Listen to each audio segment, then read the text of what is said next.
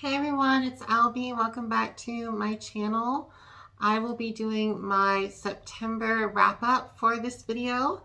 So I had a very busy month, but I still was able to get to 5 books. They were all physical books, well, including ebook. But yeah, I know some people are able to do a lot more, which I'm very envious of, but I'm very proud of my 5, so I'll start with that. The first book I read in the month of September was Stolen Heir by Sophie Lark. Spoiler alert, it was my favorite book of the month. It was a 6-star read. Stolen Heir is a dark mafia romance. It is book 2 in her Brutal Birthright series. Book 1 I read like a month or 2 ago, which was Brutal Prince. That was also a 6-star read.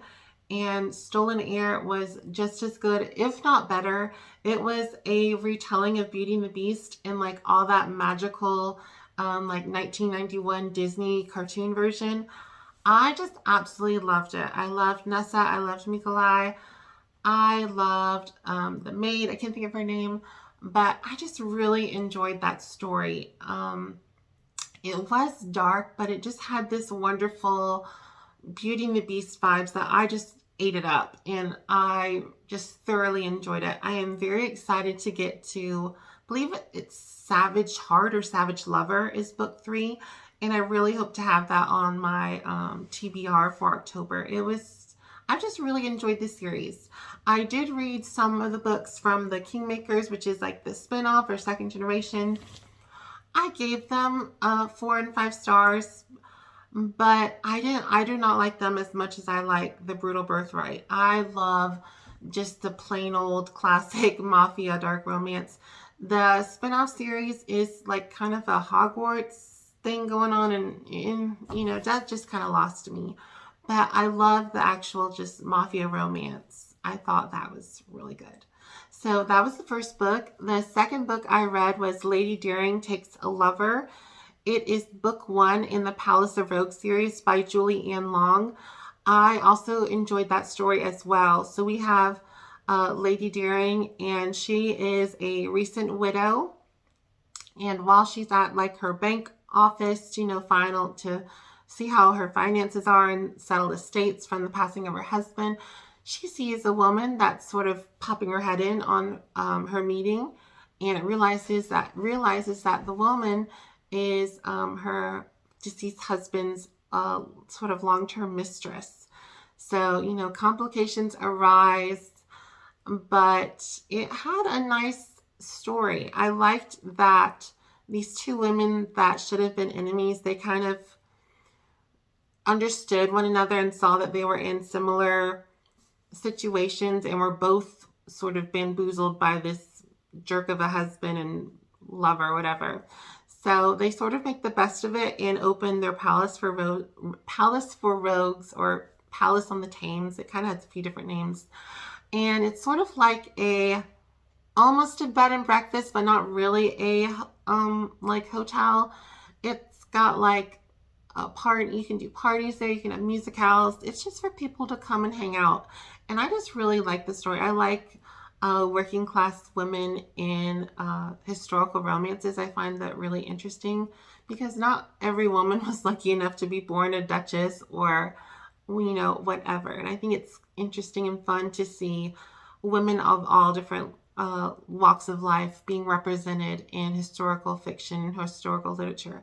One of my favorite historical, it's not really romances, but it's like historical drama, is a Kate Winslet film. I can't remember the other guy's name I think he's a French actor, but he has a German name. And it's called A Little Chaos. And I don't know if it's a true story, because some of those, they're not fully true or whatever. But Kate Winslet plays the head female gardener that built the gardens at the Palace of Versailles for Marie Antoinette and her husband, King Louis, or something like that. So that was a cool movie. I just like to see women that were, just having a life of leisure being showcased. The third book I read in the month of October was a short novella.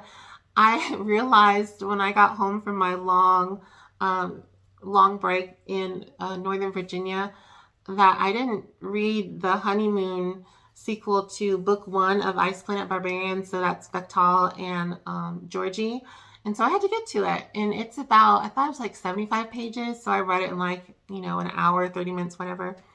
And I really did like it. That one actually had a pretty strong, like, honeymoon stuff going on.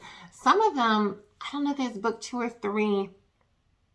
It wasn't like it was a honeymoon. It was just like this extra epilogue, but it wasn't really romantic or spicy. So I would say those are a little hit or miss. The one plus, excuse me, the one plus about those epilogues is that they count as like an extra little book on Goodreads. So you can add it up on your list if you're trying to get to your reading goal. I surpassed my reading goal a couple months ago. I only put like 30 books on a month. I think I've read 55 now, so I'm pretty happy with that. Some people put like 400, so good for them. I'm very envious. After that, I read two more historicals. I read The Viscount Made Me Do It by Diana Quincy, and that is book 2 of the Clandestine Affairs series. Book 1 was, I believe it's Her Night with the Duke. I love that one. That was a 6-star read. And The Viscount Made Me Do It was a 5-star read. I thoroughly enjoyed it. We had Hannah Zayden, who is a bone setter. So think of like the sense of like a chiropractor, but as well as someone that can like heal broken bones, because they weren't that great at healing bones back in the day. So I really did like Hannah Zayden. She also was a working class heroine in historical romances, so that was awesome. And she had a wonderful and brooding Viscount that falls for her. I love when the hero falls first, and he was just like the perfect hero. I thought they had such a good relationship. I really enjoyed both of their characters. There is a subplot of a murder mystery. It doesn't overshadow the romance, which I appreciate. I don't mind when there's like a subplot in a historical romance, but I want it to be an historical romance. I don't want it to be, you know, some sort of mixture of something to get to the word limit or whatever. So I really did enjoy The Viscount Made Me Do It. Book 3 is, I think, The Marquess Makes His Move, I believe is that book. So I do hope to get to that soon. I did purchase that, so I do have motivation to get to it sooner rather than later. And the final book that I read in the month of September was Heartbreaker by Sarah MacLean.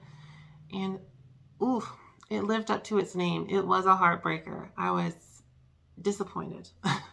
I don't want to delve too deep into it. I have my review up for it today on Thursday.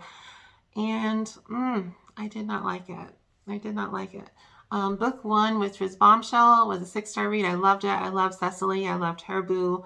But Adelaide and Mr. Duke, no.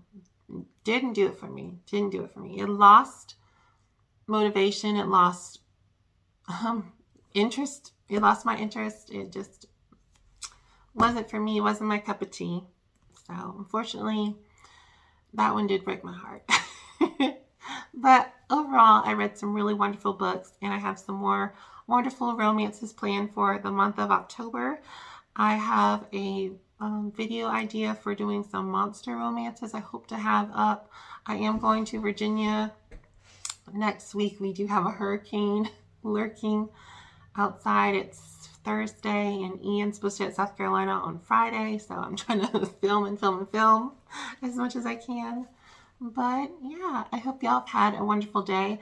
Let me know in the comments below, what was your favorite book that you read from the month of September? I'd love to know. Have a wonderful day, and I'll see y'all soon. Bye, everyone.